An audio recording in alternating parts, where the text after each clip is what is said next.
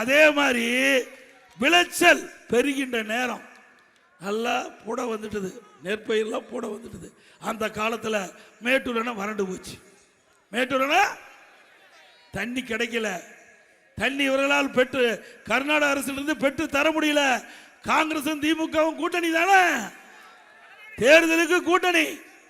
உங்களுக்கு பிரச்சனை வந்தா அதை பத்தி கவலைப்பட மாட்டாங்க. நீங்க கர்நாடகத்தில் பேசி தண்ணி வாங்கி 2 தண்ணி இந்த டெல்டா மக்களுக்கு குறுவை சாகுபடிக்கு கொடுத்திருந்தா 2 லட்சம் ஏக்கர் கருகி போயிருக்கார். 2 லட்சம் ஏக்கர் கருகி போயிடுது. அந்த பயிர் விட்ட விவசாயி மனசு எப்படி வேதனைப்படும். அதை பற்றியில் அந்த அரசாங்கத்துக்கு கவலை இல்லை, முதலமைச்சர் கவலை இல்லை. அந்த காலகட்டம் இங்க காஞ்சிக்கிட்டு இருக்குது. அங்க இந்தியா கூட்டணி கர்நாடகத்தில் பேச்சுவார்த்தை நடக்கிறாங்க பெங்களூர்ல. அப்ப நான் பத்திரிகையில் செய்தி கொடுக்கிறேன், திரு ஸ்டாலின் அவர்களே இந்தியா கூட்டணி பேச்சுவார்த்தைக்கு போறீங்க. அங்க காங்கிரஸ் தலைவர் சோனியா காந்தி அம்மையார், திரு ராகுல் அவர் வராங்க.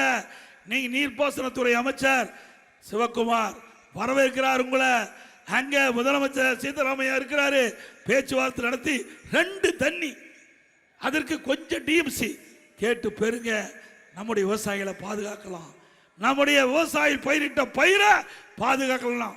அப்ப சொல்றார், இதுக்கெல்லாம் நான் போகல, இதுக்கு எப்படி போய் கேட்க முடியும்?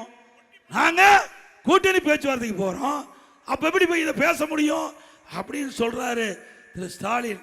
இவரா விவசாயிகளை காப்பாற்றுவார்.